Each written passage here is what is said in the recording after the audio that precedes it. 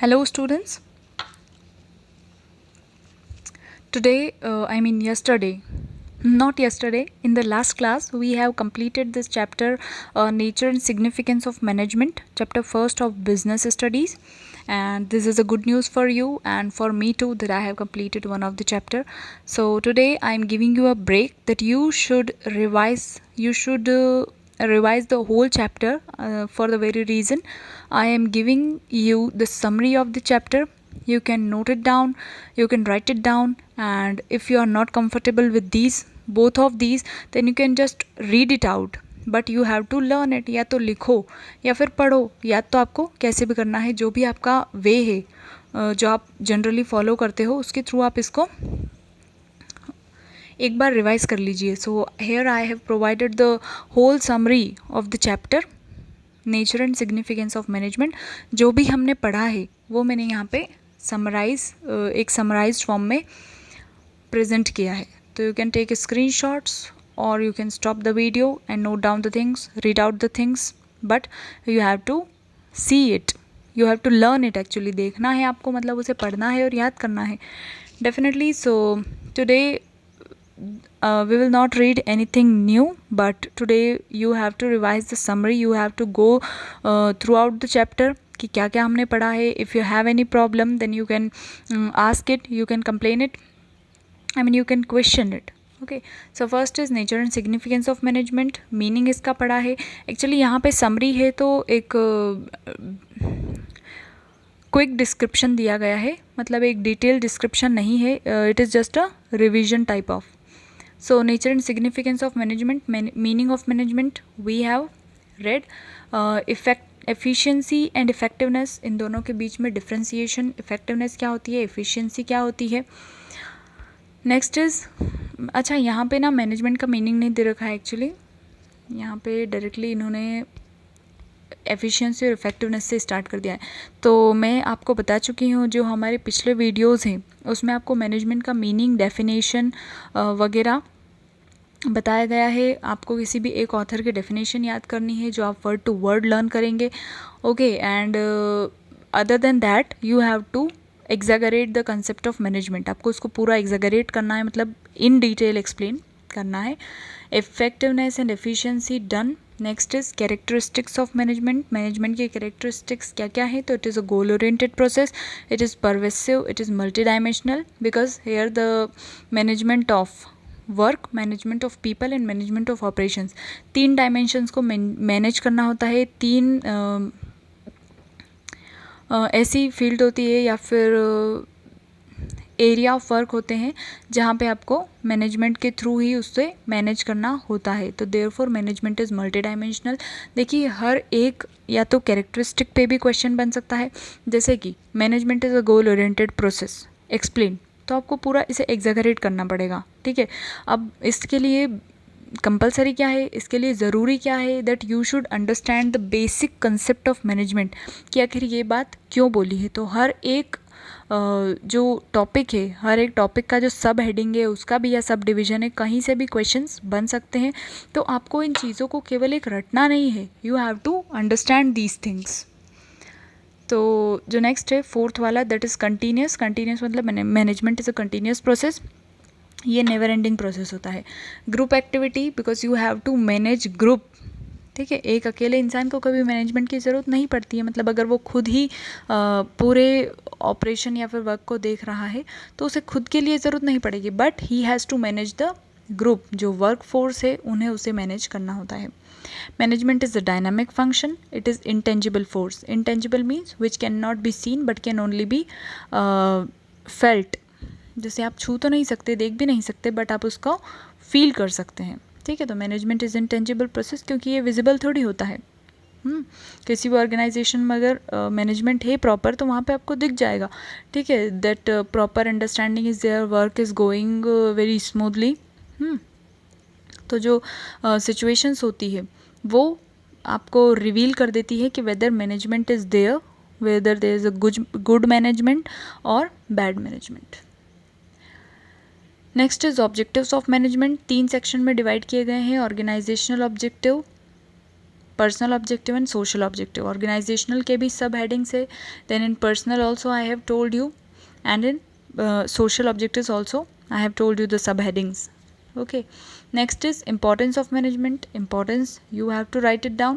Achieving group goals increases efficiency, creates dynamic organization. Achieving personal objectives, development of the society. And this is it, उतनी ही है. फिर nature of management है, तो हमने देखा था management as art, management as a science and management as a profession. अब क्या किया था हमने कि तीनों के फीचर्स लिए, आर्ट के क्या फीचर्स होते हैं और उन्हीं फीचर्स को मैनेजमेंट के साथ कंपेयर किया. अगर वो सेटिस्फाई करता है फीचर्स के साथ तो management is a art, management is a science and management is a profession. अगर नहीं करता है तो management is not an art, management is not a science and management is not a profession. इसके इन कैरेक्टरिस्टिक्स, इन features के basis पे ही हमने ये कंक्लूजन ड्रॉ आउट किया that whether management is what, क्या है आखिर मैनेजमेंट, आर्ट है, साइंस है या प्रोफेशन है. तो आर्ट है, and the next is management as a science. Okay,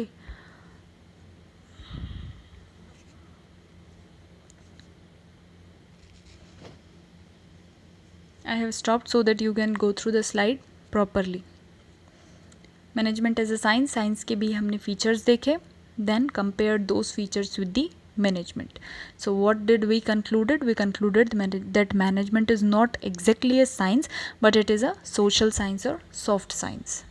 Okay, next, management as a profession. तो प्रोफेशन तो बिल्कुल भी नहीं है, क्योंकि प्रोफेशन का एक भी जो बस एक ही जो फीचर है वो सेटिस्फाई जो मैनेजमेंट ने किया था विद प्रोफेशन, वो था well defined body of knowledge, क्योंकि मैनेज में भी well defined body of knowledge available होता है. ओके, बाकी जो इसके 4 फीचर्स हैं that is restricted entry, professional association, ethical code of conduct and service motive, ये फुल्ली सेटिस्फाई नहीं करते हैं. ठीक है, कुछ हद तक करते हैं बट ये फुल्ली सेटिस्फाई नहीं करते हैं. एंड वी हैव कंक्लूडेड कि अभी तो प्रोफेशन नहीं है, but in the coming generation या फिर in the future time management is much more a profession, ये प्रोफेशन बन जाएगा. Next, levels of management 3 level होते हैं, top level, middle level, operational level. Top level पे कौन होगा? जो बोर्ड होते हैं, board of directors, chief committees, okay, and chief executive officers. Middle level, divisional departmental heads, ठीक है, sales department, production department, plant superintendents and operation managers. Okay, top level का working, इनके फंक्शंस आपको करने हैं, मिडिल लेवल के functions क्या है और लोअर लेवल के फंक्शंस क्या है, और इनमें कौन कौन आते हैं. मतलब जैसे कि टॉप लेवल के जो कैटेगराइज्ड पर्सन है उन्हें क्या कहेंगे, तो चेयरपर्सन होंगे, चीफ एग्जीक्यूटिव ऑफिसर होंगे, चीफ ऑपरेटिंग ऑफिसर होंगे, ट्रस्टीज़ हो सकते हैं. ठीक है, ऑनर जो मेन जो ऑन करते हैं ऑर्गेनाइजेशन को, ऑन मतलब अधिकार, जिनका है एक्चुअल में organisation. Okay, lower level, again lower level पे कौन कौन होते हैं, इनके क्या फंक्शंस हैं. फंक्शंस ऑफ मैनेजमेंट, मैनेजमेंट के बेसिकली 5 फंक्शन है, planning, organising, staffing, controlling and directing. Directing यहाँ पे एलिमिनेट हो गया है actually, but you have to learn that also. Planning, directing, organising, staffing and controlling. ठीक है, ये 5 फंक्शन है और हम हर एक फंक्शन को इन डिटेल पढ़ेंगे. तो आपका जो नेक्स्ट चैप्टर है, नेक्स्ट का नेक्स्ट, एक्चुअली नेक्स्ट तो आपका principles and techniques of management है, बट उसके बाद you will read planning as a chapter, organising, staffing, controlling and directing. ये 5 ही आपको पढ़ने हैं. फिर है कोऑर्डिनेशन, जो which is the essence of management. तो इसे भी आपको इन डिटेल एक्सप्लेन करना है कि why coordination is the essence of management. So here the points have been given to explain the same, and this question is usually asked that the coordination is the essence of management, explain in detail, exaggerate, describe, whatever.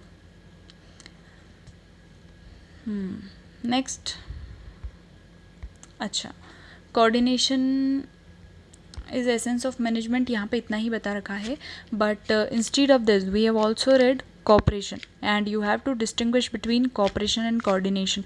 एक general question है but you must know. ठीक है, आपको पता होना चाहिए, क्योंकि हमें नहीं पता कि वो क्या पूछ सकते हैं। तो दिस इज़ इट, ये टोटल हो गया आपका, ठीक है। तो go through the summary, revise the things. You have any problem, ask it, write down the things, because writing down is the best method to learn something. And if you are not comfortable, then you can learn it by reading also. But reading में क्या होता है कि आपने पढ़ा और आप भूल जाएंगे, but if you have written it, ठीक है, आपने अगर लिख के उसको पढ़ा है, आपने हेडिंग्स, आप पूरा एक्सप्लेनेशन मत लिखिए। जैसे कि यहाँ पे कोऑर्डिनेशन में बता रखा है, coordination is the essence of management, ठीक है, कुछ भी या तो डायग्राम बना लीजिए and then write down this points, जैसे कि कोऑर्डिनेशन इंटीग्रेट्स ग्रुप एफर्ट्स। अब आपको ये समझ में तो आता ही है, तो इसका जो डिस्क्रिप्शन है वो मत लिखिए, बस आप हेडिंग के थ्रू ही इन्हें रिमेंबर करने की कोशिश कीजिए।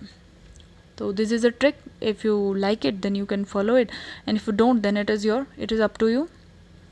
So have a good day and revise the chapter, and in the next lecture we will start this principles and techniques of management. बहुत interesting chapter है, बहुत practical chapter है, and you will feel good, ठीक है, आपको अच्छा लगेगा बहुत, if you like business studies। और अगर आपको theory नहीं पसंद है तो I cannot do anything. So have a good day and revise the chapter again and again, I am saying, because if I start today, अगर आज मैं स्टार्ट कर देती ना तो आपको एक टाइम नहीं मिल पाता टू रिवाइज द चैप्टर। ऐसा लगता कि ma'am is running so fast, तो ऐसा नहीं चाहती मैं। Revise it, I am giving you sufficient time, not tomorrow but day after tomorrow we will start the next chapter of business studies. Fine, have a good day.